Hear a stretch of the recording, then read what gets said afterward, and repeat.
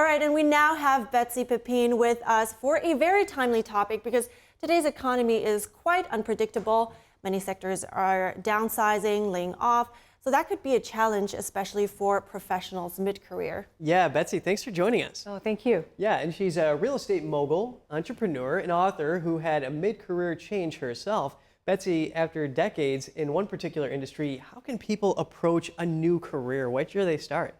Well, I think the first thing to do is to work with your mindset. It's the most powerful tool we have. For me, it was because a lot of us tie our identity with what we do. And that's what I did. And then to be laid off suddenly, it's quite traumatic. So to shift the mindset and to make sure that we're not defining ourselves by what we do, but by who we are and shoring up the foundation of our life. So that actually focuses on everything but our career, right? Our life pillars, our friends, our family, our health, our finances, our spirituality, if that's a component of your life, or giving back, or a hobby. So really making sure that your foundation is strong before you even start to look for a new career.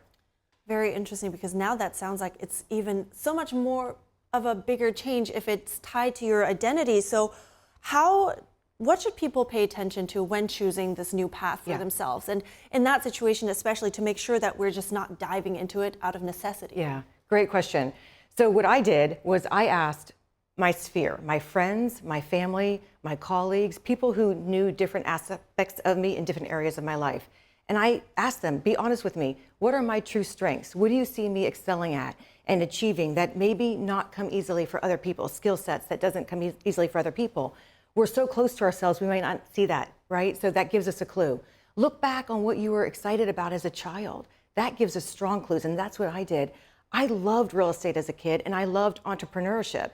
So it was a natural fit for me. But if I didn't have the layoff to have that time to reflect, it would never have happened for me. So think back to those childhood things.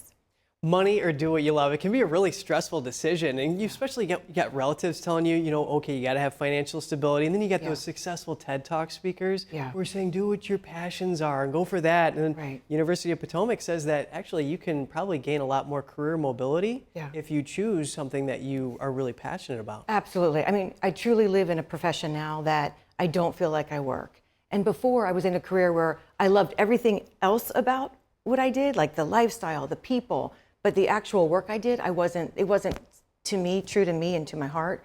And now I'm in something that is so tied to my unique ability and my interests. So I don't feel like I have to work. That's amazing. So tell us more about your book. You describe how these metaphorical boxes need to be dismantled, these ones that we somehow live in. Can you explain what you mean by that and how they hold us back? Yeah. So I found that was holding me back in this transition is these boxes, these constraints that society, friends, institutions, religions, ourselves put us in. And they're not true to who we are. They're the expectations and opinions of others. And we don't question them, and we assume that that's how we have to live or that's who we have to be. And the book is about exploring those boxes and uncovering why we're in the boxes that we're in. Are we consciously choosing those, or are we doing that out of that's all we know to do? And just helping us become more aware of the actions that we're taking and why we're taking them. Right, so tell me about those steps somebody can take and look at these boxes more closely to see them more clearly, and how to even just break out of them. Yeah, that's a great question. The first thing is you have to be aware that you're in a box, right, to get out of it. So get in touch with how you feel. We're such a thinking society, and what do the facts tell us? What do we see? But if we tune into our bodies, your body is your first clue. It will tell you immediately if there's a gap between what's truly authentic for you and what's being imposed on you.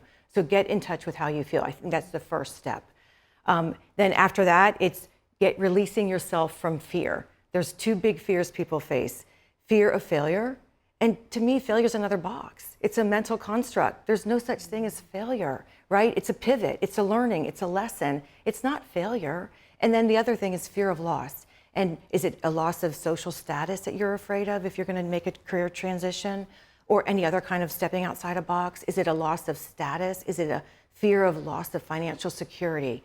And for me, the best approach is think about worst case scenario, and can I live with that? And usually if you write that down, the worst case scenario we can live with, and it doesn't become as scary. So that helps neglect the fear. Think outside the box. Got it.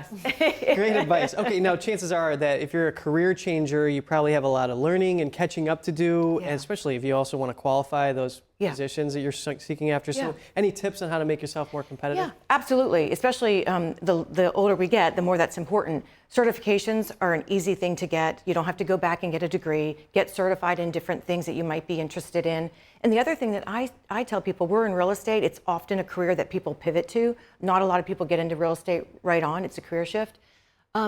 Ask to shadow.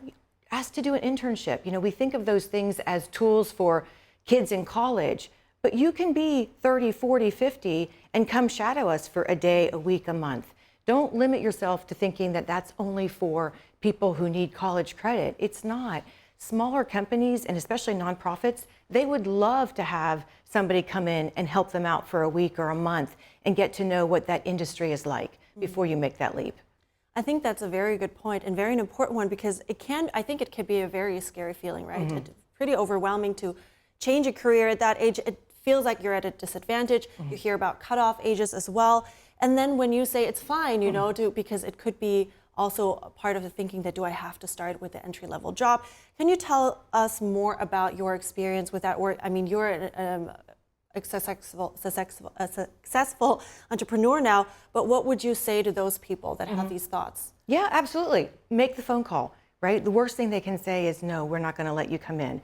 But most people want to help other people, and I don't think people recognize how true that is until they pick up the phone and make the call. So call that company that you want to work for. Ask what opportunities they have for you to help them. You might have to do it for free. That's okay.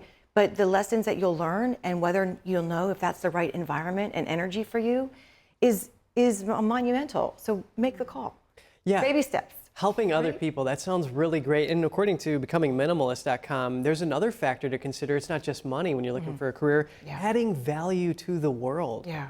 Imagine that, if you're trying to actually better the world, making it better than where you found it. Right, and at the end of the day, isn't that why we're here, right? Yeah. So tell me a little bit, I'm interested to hear more about your experiences, because as I said, you're now successful. You did that, you made that change. And maybe that's a great example. What were your values that you were following there? Because maybe it was, you took that risk, maybe like Kevin said, was that to let go of, that thought of, just be successful and have money? It did. I gave myself 2 years. I said, I'm going to try this. This is what I really wanted to do. I was very scared. I had not taken a test. I was scared to take the test. I had not taken a test in over a decade. But I thought, okay, worst case scenario, I had a plan B, which was to go work at a healthcare center in my town. So that always having a plan B helps. I had built up a very small nest egg, and I knew I could live on rice and beans for 2 years and make it. So that was comforting. That reduced the financial risk. And then I just took it one day at a time. It took me 6 months into the profession to realize, okay, I can see a light at the end of the tunnel. I see how this is going to work. And it took 2 years for me to be like, okay, I'm committed now. I understand that this is my career path and I can make a go of this. That's amazing. So that probably answers my next question, but what was the hardest part of your career and how did you overcome it and how can you translate that to some advice for our viewers? That's a great question. I think for me, the biggest thing was rejection. Rejection's hard for everybody. And when you get into a new career, some of your closest friends and family don't use you because you're friends and family. And that was very hard for me. I took things very personally at the time. So I would recommend to people, especially in the real estate profession, is don't take things personally. It's business. And people who use you, sometimes you'll be surprised by who chooses to use you, and sometimes you're surprised by who chooses not to use you. But it's no reflection on you, and it's okay. Wow, that sounds like a lot of, being very secure in who you are. And also what you say, it sounds like it's even more important to find something that your heart really beats for and something that you want, because you did spend what it sounds like 6 months in the dark just trying to feel out what to do. And crying. Oh my goodness, yeah.